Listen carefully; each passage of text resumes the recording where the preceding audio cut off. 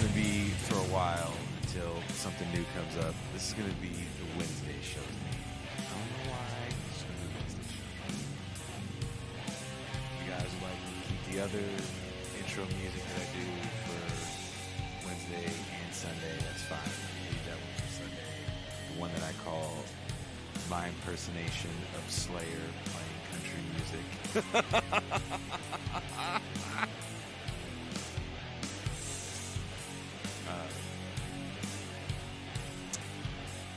This episode today, we take a deep dive at analyzing Canada. We actually start the show off with a clip from Bill Burr, controversial comedian. I don't think Bill Burr is actually that controversial. I do find some of his jokes definitely push a line, if not cross it. There is some of the shit he says that I think is fucking hilarious and totally on point. And in this one, he talks about kind of the myth of Canada. The show starts off with Bill Burr, on one of those big-time shows. I can't think of who it is. Probably best not to say so we don't get in with the copyright strike. And it's a very short bit, maybe a minute. He's kind of riffing on the ideal that Americans have of Canada. And I think a lot of it comes from people like Michael Moore. I think it was the Bowling for Columbine documentary where he's like, look, no one over here locks their doors. Isn't 100% true, right? Of course, lock their doors there. There's crime in Canada. There's poverty in Canada. Massive amounts of it. Right? A lot of the same problems we have here, they have there. I believe they are the biggest arms dealer to the Saudis, is it? We talked about that in the episode. But we brought in a Canadian activist, Jafrikayiti. I'm probably saying his name. There's the two people that came on the show to talk about Canada are the two people I cannot say their names. And I could have easily called the show two people's names I can't pronounce. But that would have been very insulting. Cuba are he's a co-host. He's a co-host. Cuba, Jean Bajlan are weekday co-hosts, contributors, homies. And Cuba is from Canada. Or not from Canada, he's actually from Poland. The first place he migrated to North America was Canada, the interior of B.C. And it was a very complicated narrative of racism and class issues, and I thought it was a great hour. And the second hour was a very deep, emotional, passionate dive into the idea of the concept of white supremacy, religion's role and its origins in that concept. Not an arguing match, not a yelling match, but there was something that the guest had said in the first hour that he had uttered again in the second hour that kind of got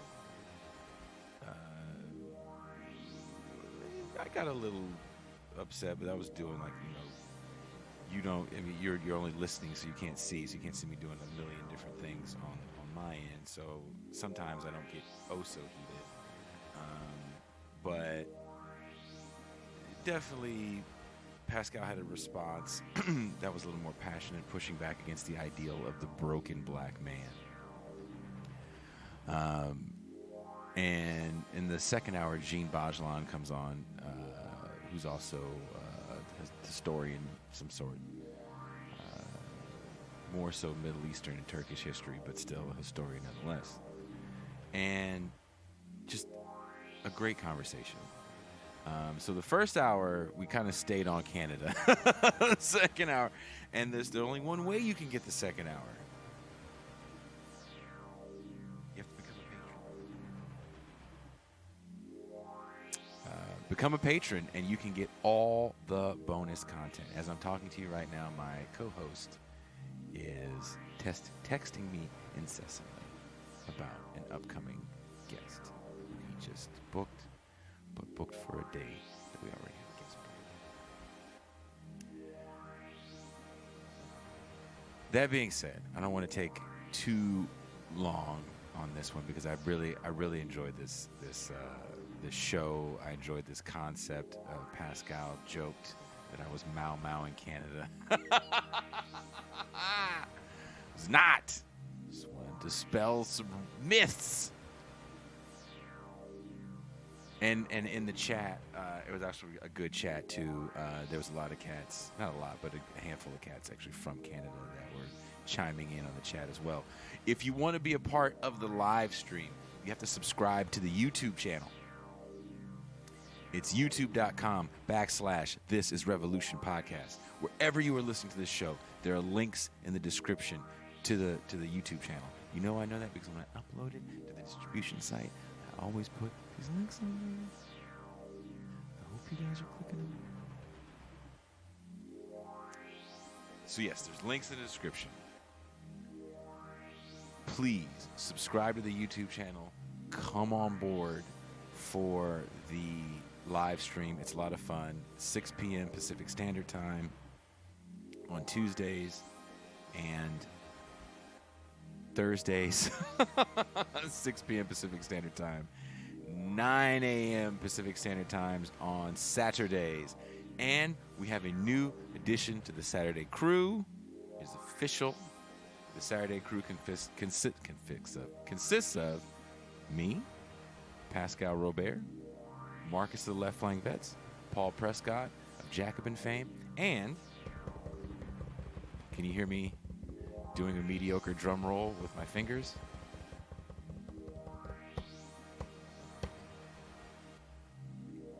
Angela Walker, Green Party VP candidate, is going to be the new addition to the Saturday crew. So Saturdays are live, and the Saturday coming up, if you're listening to this on Wednesday the 21st, our Saturday show for this week will be Norman Finkelstein. So that's going to be a live one. So I'm excited. So I will move out of the way. I will shut up, and then we'll get right into the show, where we deconstruct the myth of the Humane Canada. And again, opening up the show is a bit by Bill Burr. I don't think it's a triggering bit. If you don't like Bill Burr, then I don't know, fast forward for like the first minute and a half or the next minute and a half, and you'll get right to the show. Thank you guys very much, and I am out.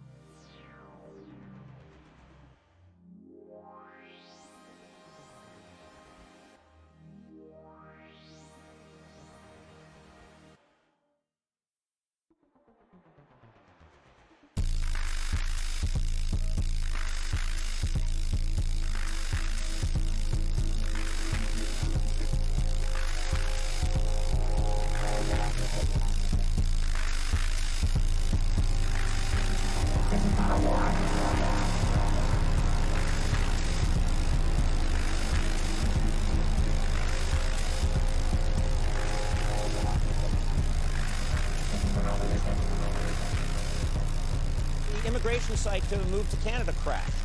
Do you think people are going to really move to Canada? I hope so.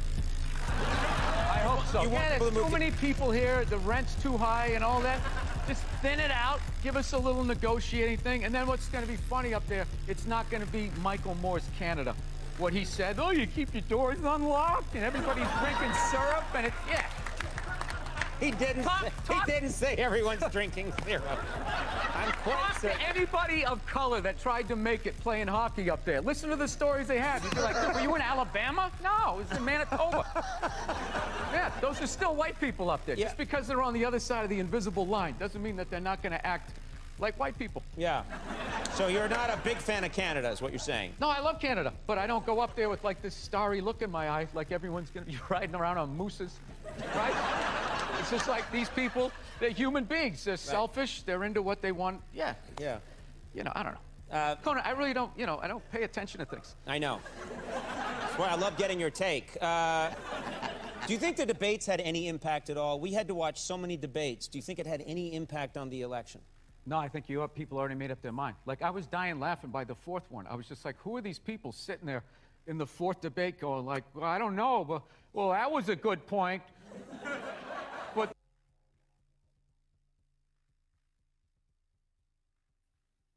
Hello, everyone. Welcome. And that was controversial comedian Bill Burr, his take on Canada, which is very similar to my take on Canada, a place I've spent a considerable amount of time in. We have a jam-packed show tonight. So let me bring in my co-host, my homie, my dog, Pascal Robert.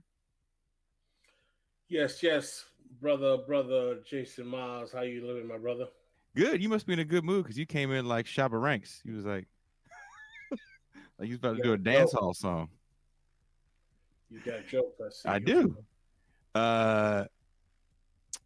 So we also have our foreign, I almost said foreign correspondent, but he's pretty much our foreign policy expert. Also, he's a Canadian.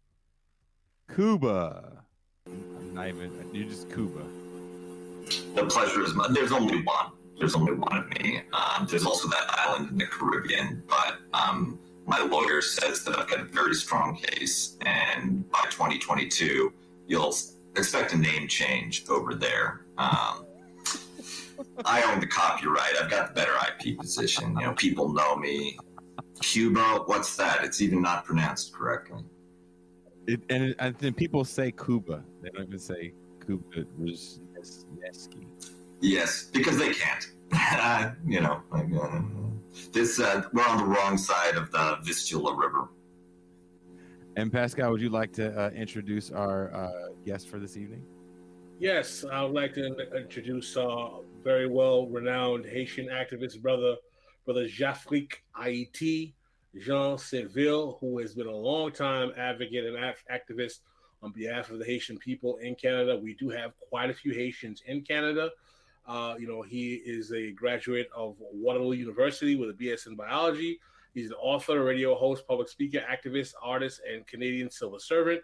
He's the co-founder of two self-help organizations, AKASAN, Ayisyen qui a soutni Ayisyen nètalkole, and Jaku Konbit, which follow the principles popularized by Marcus Garvey. He's been a thorn in the side of the Canadian government for many years. Canada and the rest of the core group of influential foreign powers in Haiti could and should stop interfering in the governance of Haiti. So he is an expert in terms of Canada's role in Haitian affairs and overall, and I think we're going to learn from his perspective. Jean Saint-Ville, or Jafrikayiti. Yeah.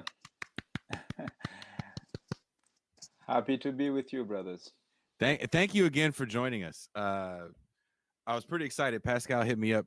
I wouldn't say last minute, but he was like, "Hey, man, I got this great brother, this Haitian brother that's coming on the show. He's going to talk about Canadian politics." I was like, "What?" And then we were reading your bio, so I'm actually pretty excited for today. And then Pascal wrote some serious questions for you. Are you ready? Is the question. Are you prepared for this? The questions will be Jeffrey. I mean, since your focus is Canadian Haitian policy, you'll probably get most of those questions. But the questions will be open to both of you. And our goal here is not to taint the Canadian government or say Canada is as bad as America. That's not the goal. But our goal is to complicate the narrative of Canada as some kind of mythological, conflict-free nation when we understand that, it is a settler colonial notion. It had, it had a First Nations people that did lose their land and territory, and it does fit the paradigm of those kind of countries that were founded under European colonialism and imperialism. So we want to kind of explain what is really going on in Canada and what it's about. So I'll go straight to the questions if we are prepared. So this is going to be for either one of you. Canada has the perception of a country in North that has escaped the complicated, tortured racial history because of being the ultimate destination of the Underground Railroad, and the fact that Canada only had about 4,200 slaves in total between 1671 and 1834. Yet, having Black Canadian family myself, I'm aware that there is racism in Canada, and there's also a tortured history regarding the treatment of First Nations people, what we call Native Americans in the United States. Can you all, or either one of you, elaborate on the nuances of racism in Canada? Mm-hmm. Well, if you allow me to start, I'll say that it's a very timely question, because there is a division of labor in the imperialist world that gives Canada the good cop job. And this is something that has been a characteristic of Canadian foreign policy for the longest time. And more with the demographics changing, you will see a number of people calling on Canada to come to maturity and to choose a different role for itself, as opposed to being always the little brother that the United States sends to do the dirty job because it will be less visible. But there would be a risk of presenting this as something that is new. Whereas you mentioned the Underground Railroad, which is part of the Canada Vignette, which used to be very present in every feature of Black History Month, etc. And it follows the typical approach that white liberals take when they deal with issues of racial slavery, colonization, etc. That is to go out of their way to find some kind of white hero to make the story more palatable. And so the Underground Railroad, what it refers to is the fact that given that the abolition of slavery in the British Empire happened before it happened in the southern states, enslaved Africans would find their way north all the way to Canada. And so there's quite a bit of migration that has taken place. But it always struck me as odd that, Harriet Tubman, the lady who escaped slavery in the United States, made it all the way to Canada and made it back 15 times to rescue folks, was never really the main character featured in all of these, Canada vignettes about the Underground Railroad. It was all about, the white Quakers who, did something extraordinary, not to diminish what they did, which is really relevant, but to have a woman who takes the risk more than 14 times to go back to where she came from, and to take that away from her. So Canada has that complicated way of presenting itself that is not at all honest. And it also showed up in 2007 when it was the bicentennial of the British Act to ban the so-called slave trade. That is the kidnapping of Africans by Europeans to be brought to the Americas by the British Empire. And William Wilberforce, the British legislator who played a role in that, was presented as the great hero. And in Canada, the character who was heralded as the hero is John Simcoe. What is often not spoken about is that this same John Simcoe, who is presented as a hero because he issued legislation to diminish slavery in Canada, is that in fact he was beaten by real abolitionists in Haiti as part of the British Army. There's also something that's often forgotten is that the island of Haiti, that the French renamed Santo Domingo or Saint-Domingue, was inhabited at various times by the British, the Spanish, and the French. And Simcoe went with the British Army to re-enslave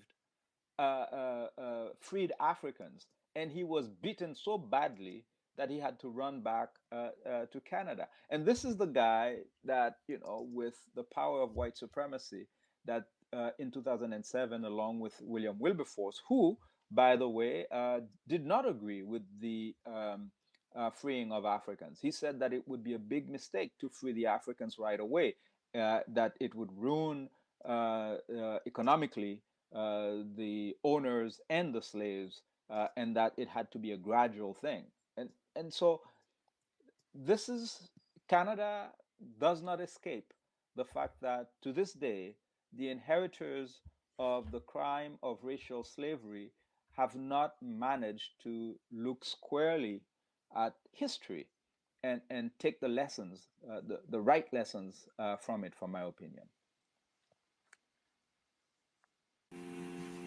So I think that that's an excellent observation, especially the need to find a sort of a white Canadian hero figure that can balance the moral ledger between that with the individuals that maintained slavery, that brought in African slaves to the North American colonies. There's an instinctive desire for Canadians who, and I mean, it's a universal impulse. You want your country to be good, and you find ways of telling historical narratives about the ugly experiences that your country was involved in that somehow have a comfortable, reassuring narrative and a comfortable, reassuring moral at the end that, in the end, the good guys won and we were the good guys. I think that Canada it was largely a matter of luck that Canada wasn't more deeply implicated in the transatlantic slave trade compared to the United States. And it had to do with climate. If Canada had been located in the Caribbean, then the history would be completely different, and you'd probably have a very substantial legacy of slavery. But it was too cold for indigo, too cold for cotton, too cold for any of the plantation crops that were very lucrative, too cold for sugar.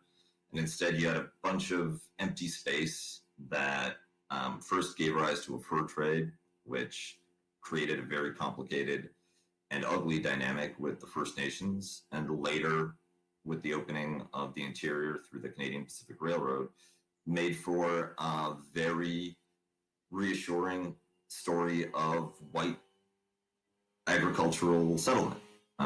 You have the Ukrainian sod huts in Saskatchewan and Alberta, and all of these penniless European farm folk that were often the most, came from very humble and very difficult circumstances that could start a prosperous and free life in Canada. And so you lean into those parts of the narrative and you avoid the ones that that show some ugly sides to the country.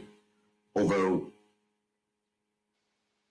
Justin Trudeau, part of his brand is precisely this notion of reconciliation with Native American, with First Nations people, with Indigenous people, and a kind of woke anti-racism. So there's been a lot more official attention on the difficult and challenging parts of Canadian history when it comes to race relations. Canada's role in in slavery and the stories of the relatively small number, but significant in human terms, unfree people that that did live in the pre-Canadian British North American colonies. So the legacy is very challenging, and I wish that Canada, I wish that every country would get over the need to moralize its history. The things that Canada achieved that are good, that are substantial, things like healthcare, a relatively egalitarian society, relatively peaceful multicultural coexistence, and more recently, some very tenuous and basic steps towards Indigenous reconciliation. Those are good. Those aren't expressions of fundamental virtue. Often they were sensible things to do, and things and types of reforms and types of policy measures and social adjustments that were easy because of things like a high level of development, low land pressure, low security threat environments. So, Canada is kind of playing on the easy setting of world history. That said, it's doing not a terrible job, but it shouldn't be taking a moral victory lap. Just like there shouldn't be too much castigation over what happens in some countries where conditions are just so harsh that they leave societies and governments with very little room to maneuver in terms of reconciliation and human rights. Jeffrey, do you have anything you want to add to that? Do you want to have any clarifications you want to add? I see I see our Canadian sister Sarah Onyango is making comments. Exact. I know Sarah very well. She's a Canadian journalist and she's watching. Shout out to Sarah Onyango. Shout out, Sarah. Thanks for checking the show out, Sarah. Appreciate you. Yes, and the point Sarah makes here is very important. That is to recognize that both the British and the French are colonizers who basically built their empires on the backs of enslaved people and stolen territory. And so, for instance, one of the famous enslaved people in Quebec was a gentleman named Mathieu Léveillé, who was captured in Martinique and offered by the French the choice of either becoming the butcher in Quebec or that he was going to be killed. And so it's a very fascinating story because there are many layers of connections between Canada, the United States, and the Caribbean. So because Haiti was colonized by the French, many of the French who were themselves fleeing France for persecution because they were from the lower class, they themselves became enslavers in New Orleans, in places like Haiti, etc. So it's a complicated story. We're going to go there. We have some more questions. Another myth that Canada benefits from is the notion that Canada is not tainted by imperialism. Yet few know that Canada is one of the biggest arms dealers in the Middle East, and that Canada not only supports the U.S.'s hostile treatment of Venezuela, but also has a tortured relationship with Haiti. Can you discuss various Canadian foreign policy overreaches, like its arms sales to Saudi Arabia, as well as others? Mm-hmm. Well, of course, the Haiti file is the one that I'm the most familiar with. But here again, we can go as far back as the incarceration of Nelson Mandela, putting Nelson Mandela on the terrorist list. And of course, most Canadians, what they know about Canada and apartheid is that Canada played an amazing role in the release of Nelson Mandela. But in reality, all of this is manufactured stories. You look closer and you see when Nelson Mandela was released, the fact that he went to Cuba to thank Fidel Castro and insisted on his relationship with Muammar Gaddafi was because when he was a young man fighting the white supremacist state, well, he didn't have any friends in white North America and in Europe. In fact, they played a role in getting the Boer regime to capture him and steal his youth from him.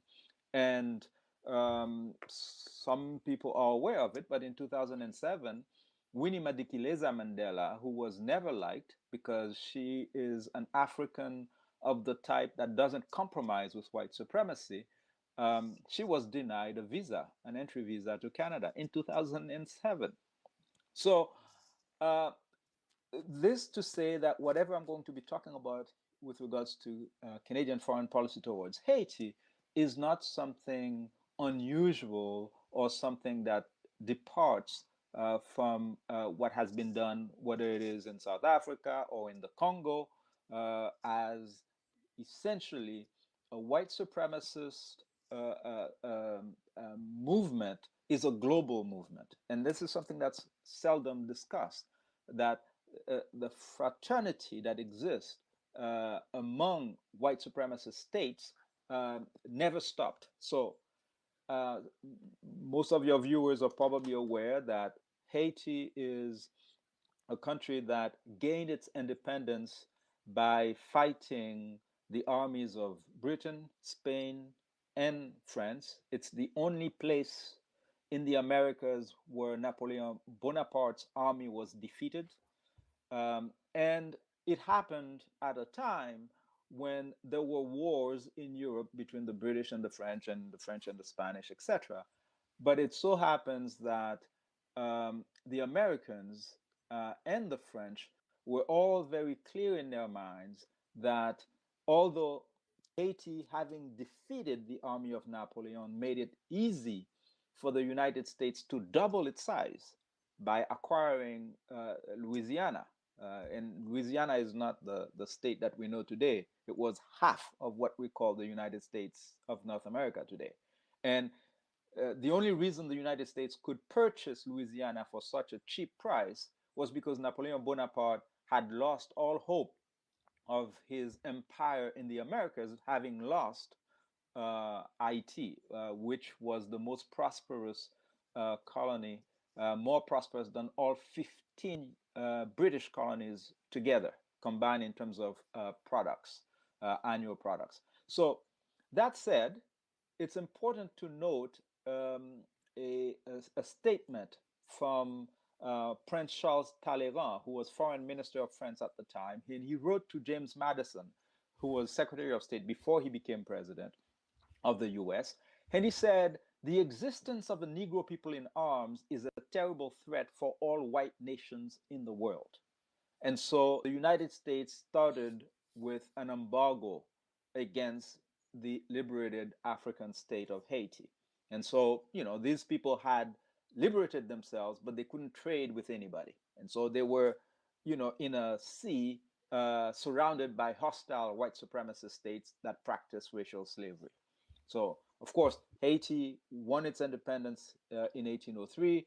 Britain did not abolish slavery until 1833, which means the same thing for Canada, and the United States, 1865. So, in that context, you have to put it there as a continuation of those policies when you find out that in 2003, January 31st, February 1st, 2003, there was a meeting right here where I live in Gatineau of all white leaders from the United States, Europe, Latin America.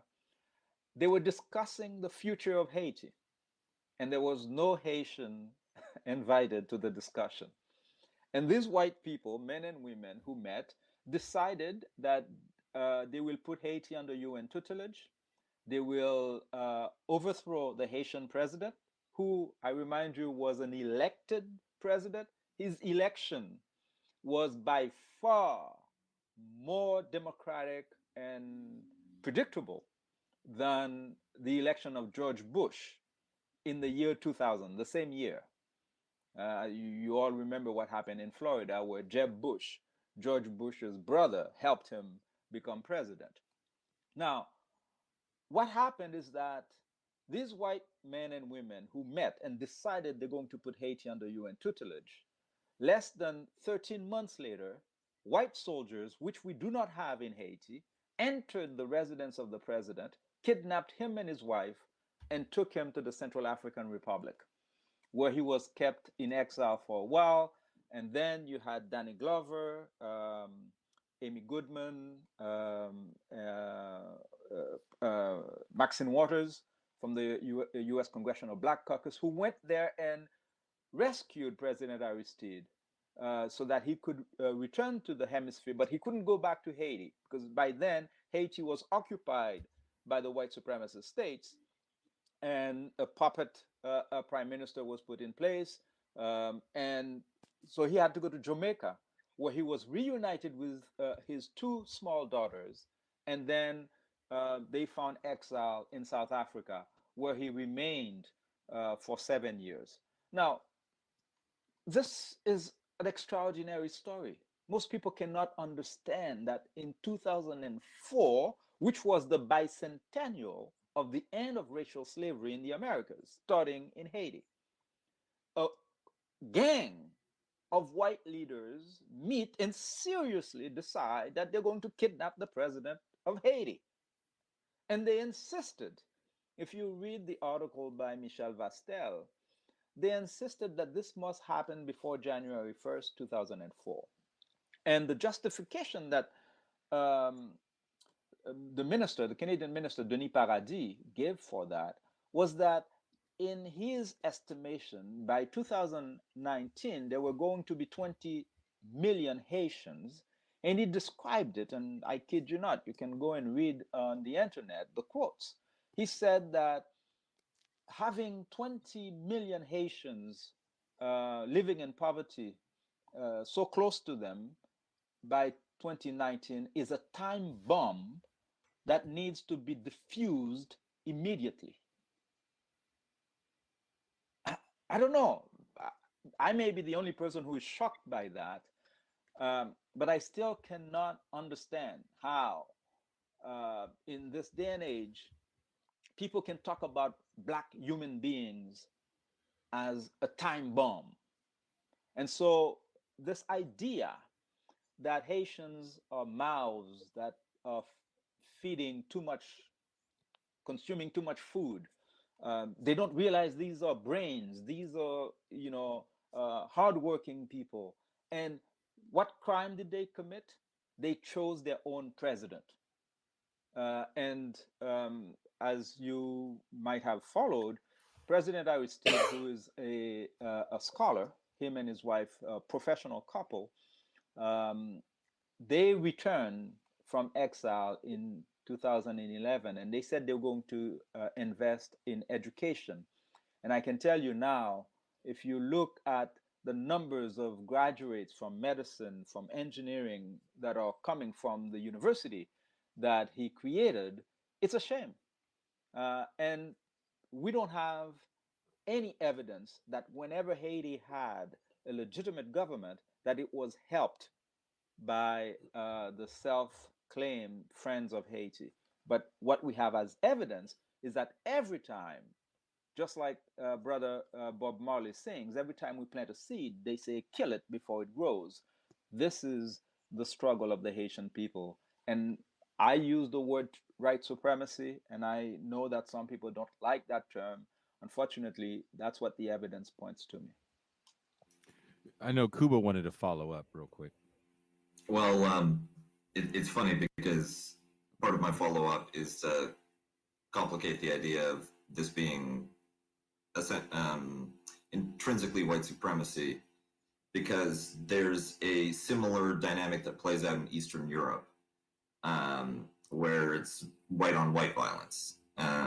The grandfather of the current Canadian foreign minister, Christiana Friedland, was from Ukraine, Mikhailo Homiak, and he came to Canada after World War II, along with a large number of displaced people and post-war refugees, except he was leaving Europe to escape accountability for collaboration with the Nazi regime, with the Third Reich. He ran a propaganda paper out of my birthplace, Kraków, Poland, in which he sought to mobilize Ukrainian nationalism and weaponize it against Eastern European Jews, Poles, communists, the Soviet Union.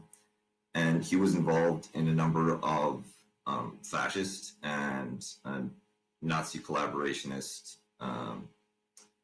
militia movements that carried out substantial atrocities, killing hundreds of thousands of people across Ukraine.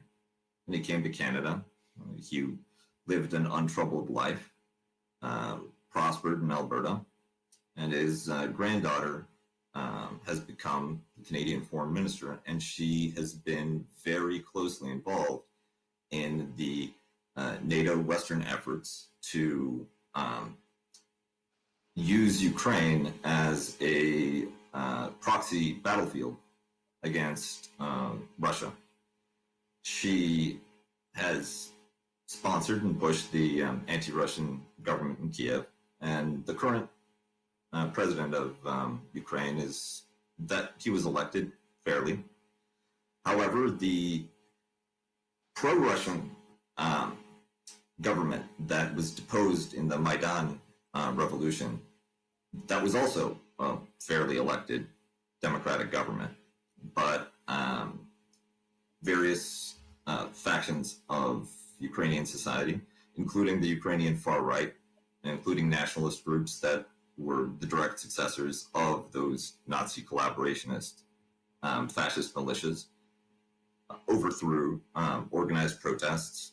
There were also liberals, there were also sort of regular disgruntled Ukrainians involved, but the far right was definitely one of the major forces that led to the end of the Yanukovych government and the beginning of this kind of Atlanticist pro-NATO Ukraine.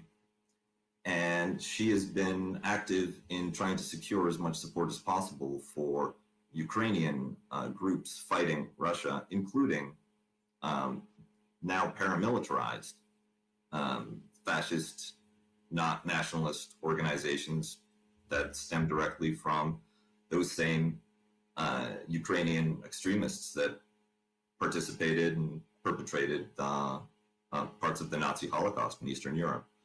It's easy to forget for those of us who live here that the West, that we all know and love, that, the West that gave us Barack Obama as president and Michel Jean as Canadian Governor General, is the direct successor to the Cold War West, the World War II era West, which served its own interests and had an agenda that included the perpetuation of its economic and political domination worldwide. And prior to the kind of turn in the early to mid 20th century, practiced intensely racist, ethnocentric policies, targeted substantially against people of color, but also European ethnicities that were considered to be inferior, undesirable, or too communist adjacent. I'm sorry, Kuba. I'm sorry. No. Please go ahead. No, I wanted to ask a question. We have a super chat question from Angie K. Shout out Angie K. Appreciate you. Does Canada have a militia culture? Oh, I think I should take this because I'm from the West. I lived in Ottawa, and Ottawa didn't really seem to have a militia culture. But where I'm from, things are a little different. I grew up in interior British Columbia, and I live here now. And the Alberta especially has a culture that's much closer and much more derivative from Texan conservative U.S. Christian culture than the rest of the country. There is no Second Amendment in Canada, so there's less of a national fetishization or fixation on weapons. But the idea of training in the woods, the idea of separatism, the idea of survivalist type organizations, that does exist in Western Canada. It's not the same extent and not the same intensity as in the United States, but there are offshoots of different extremist survivalist groups and white supremacist groups in Western Canada. Generally, the society is hostile to them. It's not very understanding. But they exist, and there's enough slack, or there's enough just personal freedom, so they can organize, and as long as they mind their P's and Q's, it's, the state won't mobilize against them. But they're here. I mean, what's interesting for me, right, is that two of the biggest alt-right personalities that have arisen in America come from Canada, with Jordan Peterson and Stefan Molyneux. How do you guys put them in the context of Canadian Don't forget society? Gavin McGinnis, founder of the Proud Boys. Proud Boys and not Vice. Yeah, Vice magazine. Yeah, it was Vice. Yeah. The so let me take this one because it has to do with white people.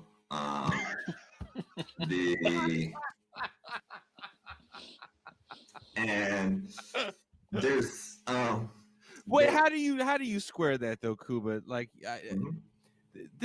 I feel like the shittiest white people on the right now are coming from Canada, and Jordan Peterson makes his bones getting mad about a law that was never enforced. Yep. So there's like one thing to remember is that the aggregate does not reflect the individual components. So you can have society that's oriented one way, but that doesn't mean that there aren't individuals who hate everything about it and are pointing in the exact opposite direction.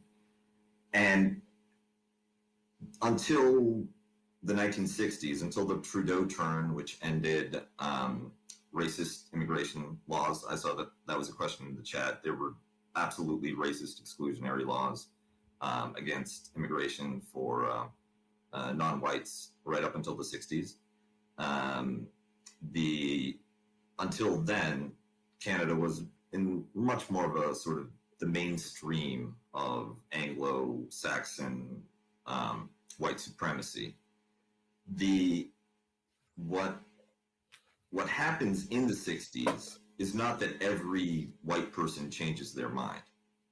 What happens is that the non-racist or the progressive or the less, however you want to define them, right? The nice white people, they win the political question. They win the political issue under pressure from minorities within Canada. And the racist whites then have to deal with the fact that they are a minority in their country and that the culture is drifting further and further away from where they're comfortable. Vancouver goes from a place which burns out its Chinatown every 20 or 30 years in the late 19th century and has Klan rallies right through the downtown core in the early 20th century to a majority minority city with extensive, probably a plurality of the population is Asian, many people from China, many people from India, many mixed race marriages, many, and just a tremendous amount of contact between different groups. The racist whites just don't go there, but that doesn't mean they don't exist. It means you don't see them because you don't go to the places where they are. But they do exist. And the ones that have to be in those environments because they have a teaching job at a university or they're there professionally, they get crazy because they're isolated and they're surrounded by precisely what they hate. Then they go online and they become Stefan Molyneux, right? And I think that pattern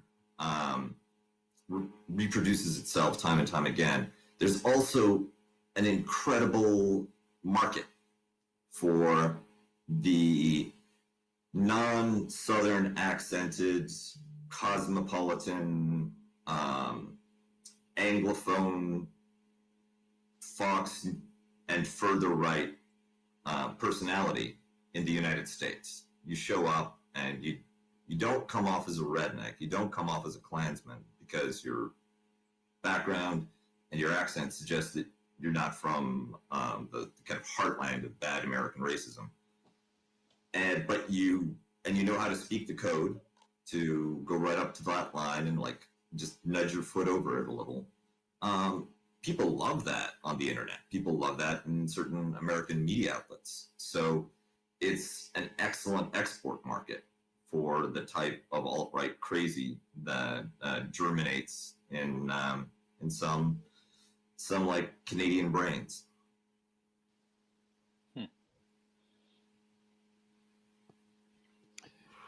Did not know we were going to go down a rabbit hole of Canadian racism, did you, everybody? It's there, right? Like it's so that, you know, what really made me mad was when, I don't know if you guys remember this, and I'm sure you two wonderful scholars remember this. It was a few years ago, maybe like maybe 4 years ago, where there was a thing about benches in the States. They have a bar in the middle so homeless people can't sleep there. That's why we have benches in major cities where it's really hard for people to sleep in them. And then Canada was like, we're fine with that. And then I can't remember what province it was. They made a bench with a hood. And they were like, see how much better we are? And I was like, have you been to Vancouver?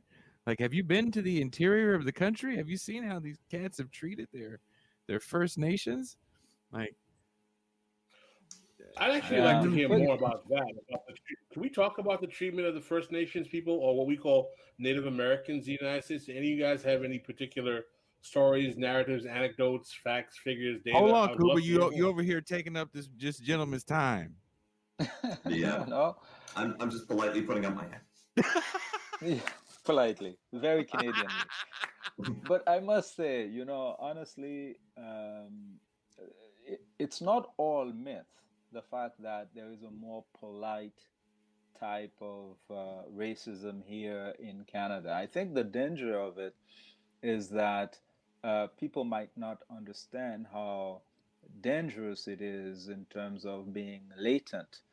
So you mentioned the relationship with the First Nations people. This has been something that has been discussed in Canadian society more and more. So, for instance, now it's a routine gesture that whenever there's some kind of official venue or event, that there's an acknowledgement that we are on unceded territory, because not all of the territory was part of those treaties that were signed during the time of colonization. And so more and more Canadians are becoming aware that something needs fixing here. However, I'm afraid that if it remains the way it is, what is going to happen is just the buildup of frustration, because people are not being educated to face the true history of the country. And so a lot of white people are growing up with the idea that they're doing a favor to First Nations people, they're doing a favor to immigrants who are coming to the country, and not understanding exactly, especially when we're talking about this coming to the mainstream, because there's a serious effort. I mean, I shouldn't say serious because we haven't seen the results yet, but there is a visible effort on the part of the government in the last few decades. First, there was this movement of multiculturalism, to say that we celebrate multiculturalism. And now there's this whole thing about equity, diversity, and inclusion, and they've added decolonization in some places now. Okay, to say that it's not acceptable, for instance, if you go on the board of directors of the main public broadcaster, CBC, and it's all white men and women.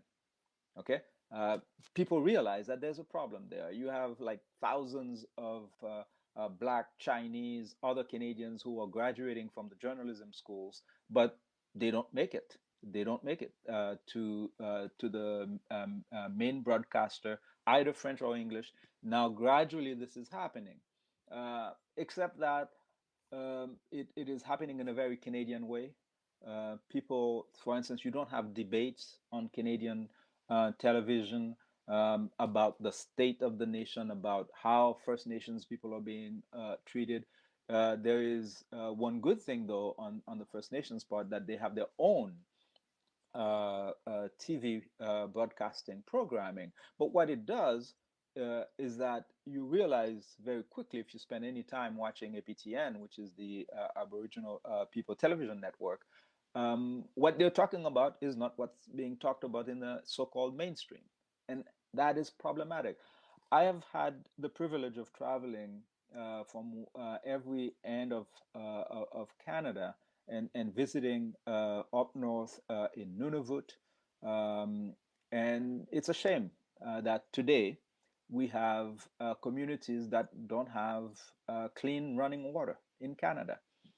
And it's not something that's happening now. I mean, we had consecutive surpluses in our budgets. Every year you hear about millions and millions and of dollars being dedicated to solve the problem, but it's never solved.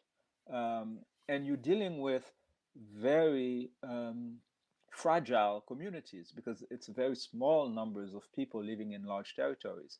And I think that's another thing that we should always keep in mind when we're doing this comparison game between Canada and the United States. I mean, you're talking about 10 times less people.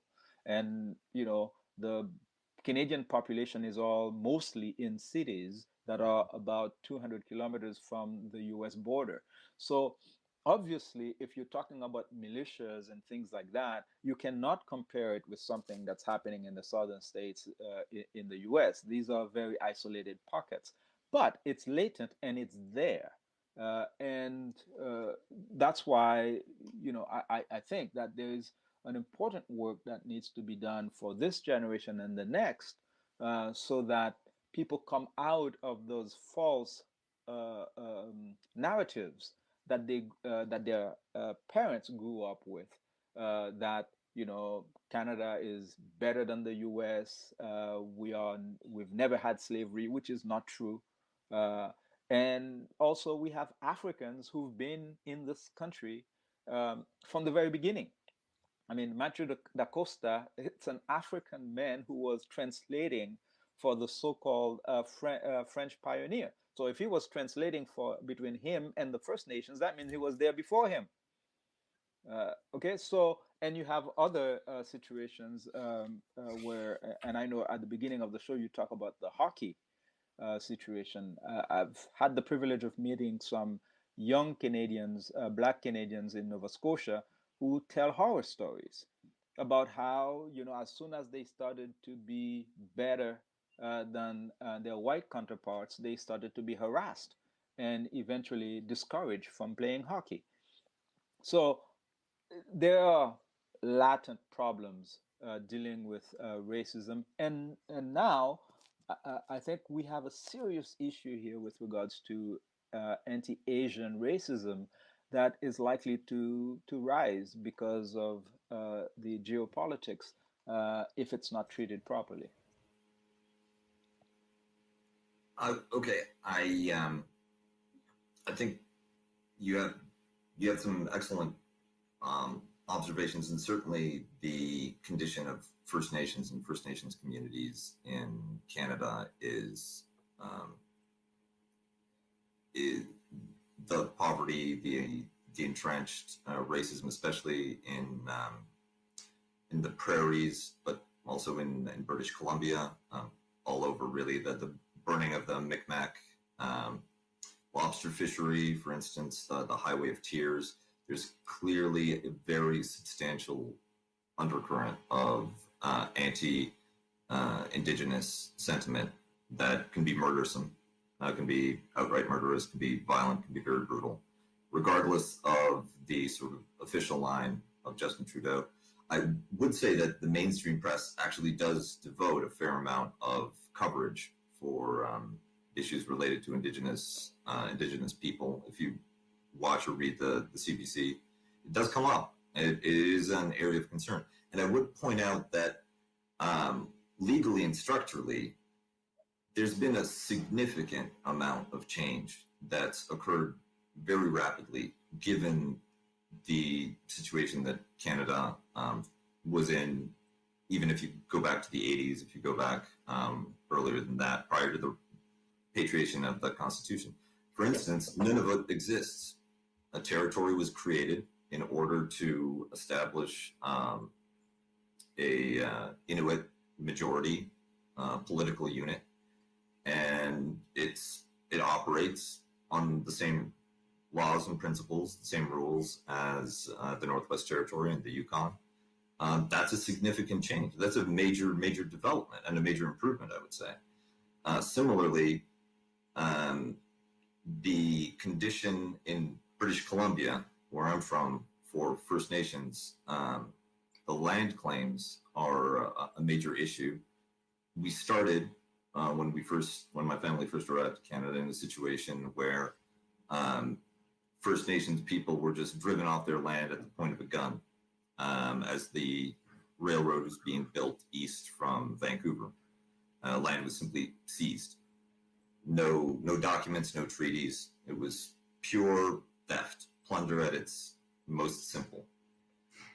The First Nations communities that were the successors to the people dispossessed challenged that in the British Columbian court system. It made its way to the Supreme Court, and the decision was that since this was theft, since you don't even have a treaty signed like you did in other parts of Canada, you cannot confine First Nations land claims. That the Aboriginal title, as they technically term it, was never extinguished, and the government of Canada and the government of British Columbia must negotiate compensation and restoration of First Nations land rights. So they're as serious as many of the problems are. I don't want to revert to a position where, you know, every country is a white supremacist hellhole and there's no hope and there's latent racism that's going to prevent us from addressing these challenges, or coming to a better living arrangement, or necessarily treating it as a strictly attitudinal issue. There's people who are, there's racism in people's minds, and therefore we can't make progress. Institutionally, there has been a substantial amount of change that has improved conditions for First Nations people. And similarly with multiculturalism, even, I grant you that, like, I'm probably the easiest case being a white ethnic, but there's support for Polish language education and minority languages broadly, or funded by the Canadian government. Multiculturalism, flawed though it is better than a lot of the alternatives to cross-cultural coexistence. And there is a gap between rhetoric and reality, but as serious as it can be, and as important as it is to maintain pressure on and prevent this kind of Canadian smugness for creating an attitude of complacency. One of the most maddening attitudes that I come across is this notion that as long as we stay a little bit ahead of the United States, we're fine and nobody can criticize. Certainly, that's not acceptable. Certainly, Canada has to live up to its rhetoric and to its promises. And I think that there's potential for that improvement to continue. There's going to be a serious risk of pushback.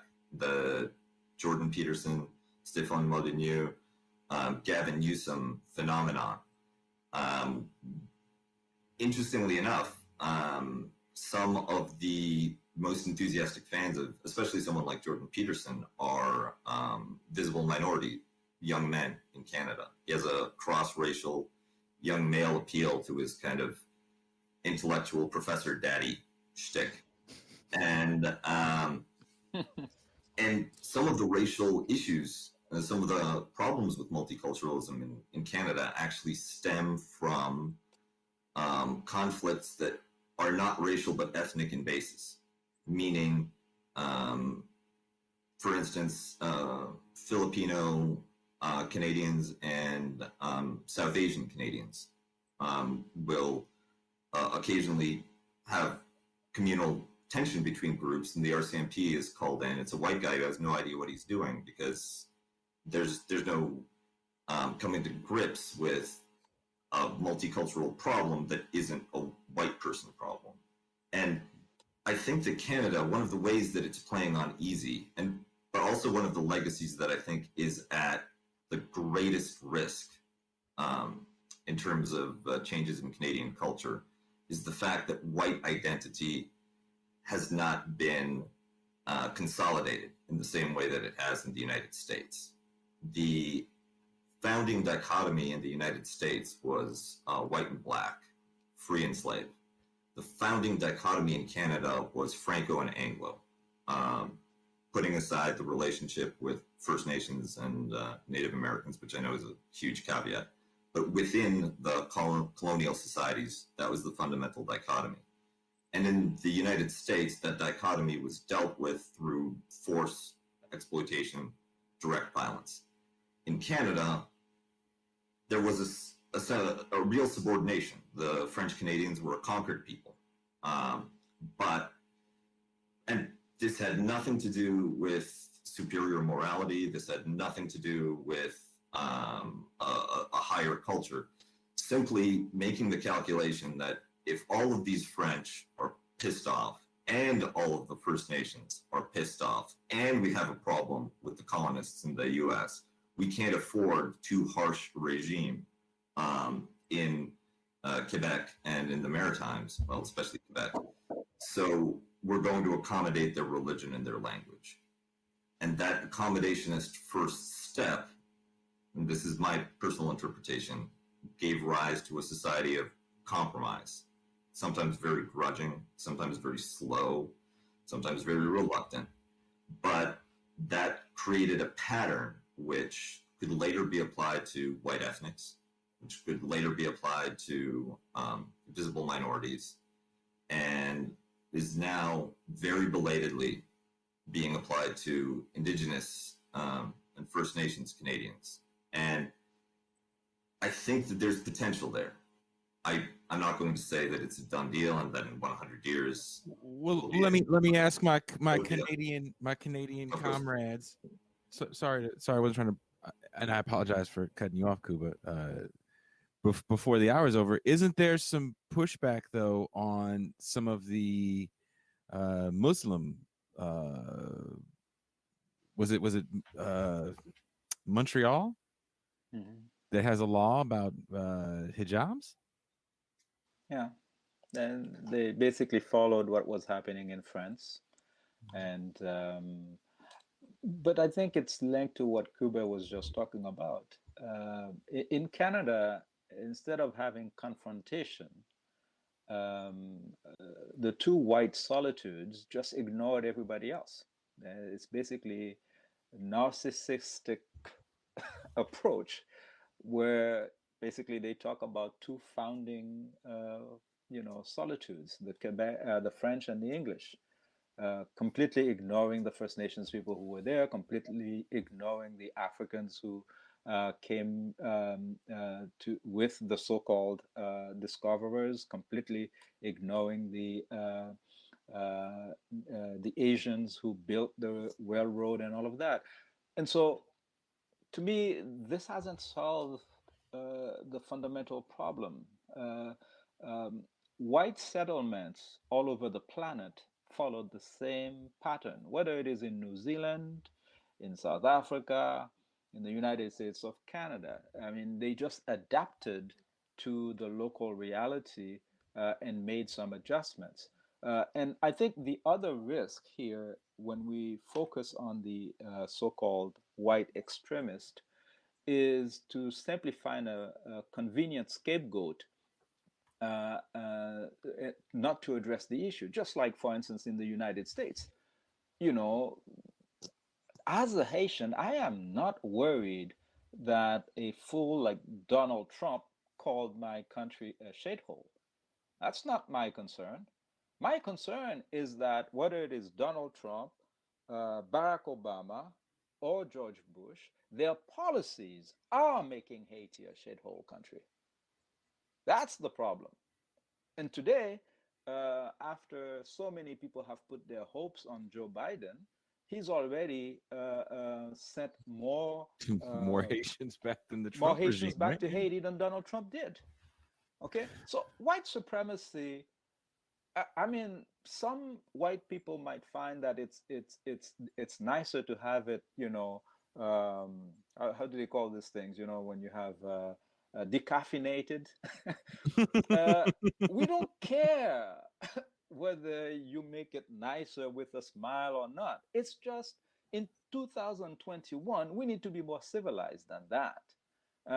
And in Canada, unfortunately, a lot of people, and I've seen some of the people commenting here, saying that it's really putting the bar very low if we keep on comparing ourselves to the United States. In order to say that we're not as bad, but it's worse than that. The fact is, a lot of the things that Canada get away with is because we are not even acknowledging the true state of our country. So, for instance, I mean, I've been to Venezuela a few times, and one of the reality that people are not aware of, the Venezuelan people are black people. Okay, we have a large black population in Venezuela, and you know, President Hugo Chavez, when he spoke about his pride as with his of his black heritage, a lot of people frown on that. But that's also because in Latin America, you have that very similar situation where they hide the black population, and you know, the people you see on TV, you know, happen to be just like in Dominican Republic. Some people think white people live in Dominican Republic. But the fact is, there's a racial dimension to the crisis in Venezuela. Okay? And I spoke with black Venezuelans, and you have Chavistas who were burnt to death by right-wing white Venezuelans. Okay? And oftentimes in the media, even the so-called mainstream media or progressive media, they evacuate this issue because it's not convenient to talk about it.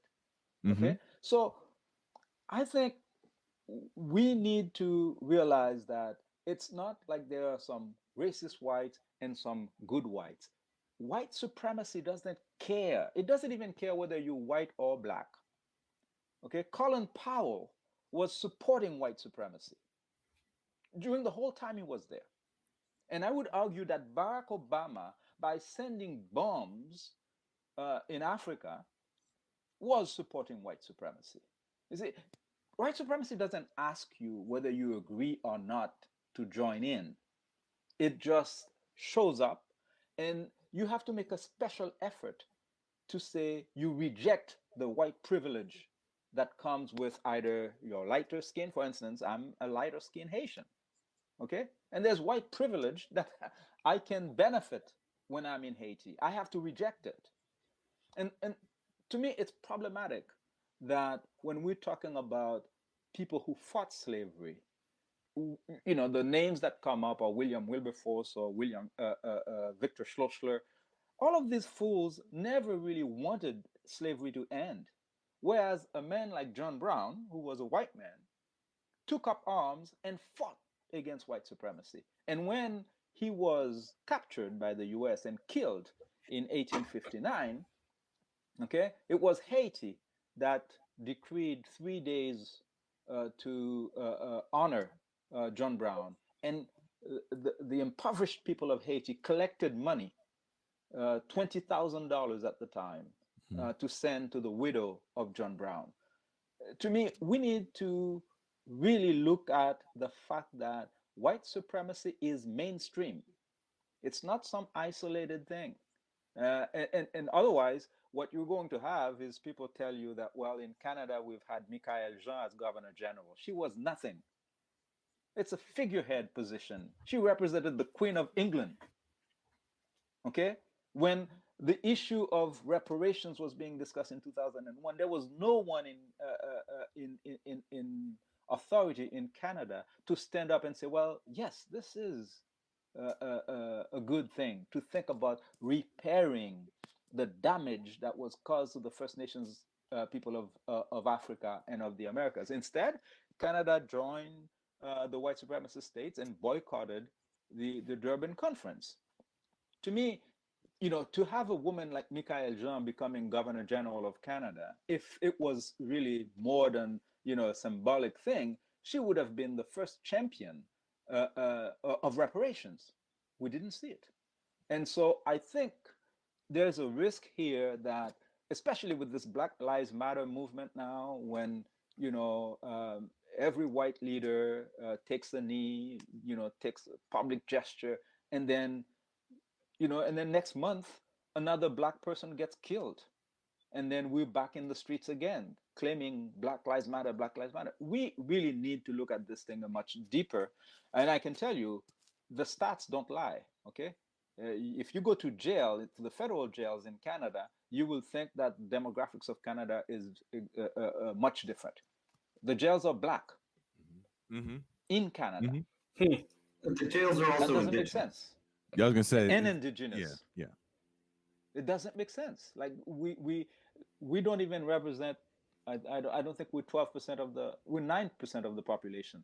No, we're 3% of the population in Canada, and we're already 10% of the federal jails. That doesn't make sense. We don't commit more crimes. And how do you reconcile that with the fact we're at an hour? We're at an hour, Pascal. We're at an hour, Pascal. You just totally ignored the whole thing I wrote you in the chat. It's good that you just. That's a very passive-aggressive middle finger you threw at me, Pascal. The brother Jug got me. Brother Jug got me with the mass incarceration thing. Well, let's ask the question that we always ask at the end of the hour. Can you stick around for a little bit longer? I know it's later where you are, and if you can, it would be very much appreciated, because we would like to dig a little deeper into what you've been talking about. You see, Pascal is so fired up. He kicked me in the testicles and pushed me aside over the hour thing. Are we in the same show?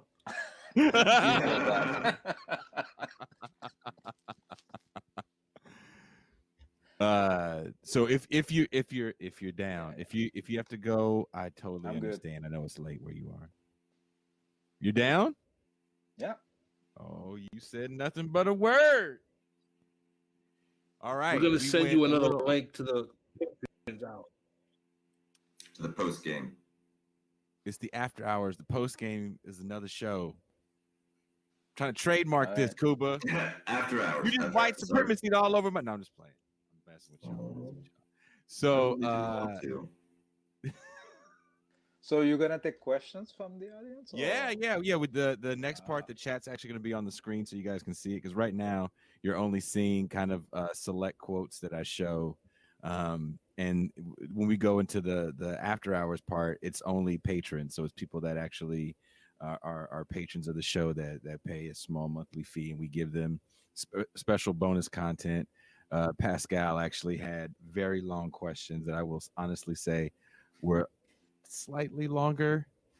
There wasn't more, but they were slightly longer than the Adolph Reed questions. So there's a few more questions Pascal has to ask. We're gonna keep hammering away at this Canada stuff. Jean Bajlan is gonna join us to talk a little bit about what's going on with the Kurds, because it's Foreign Policy Thursday. So if we're not talking about Marx, we're probably talking about foreign policy on Thursday. So thank you guys for paying attention. Thank you guys for joining. Thank you guys so much for the super chats. That was huge. So if you guys are patrons, the link should be up to the show. If not, of course, send me a barrage of messages about how I'm not moving fast enough, and I will get it up in a hurry. So thank you guys, and we are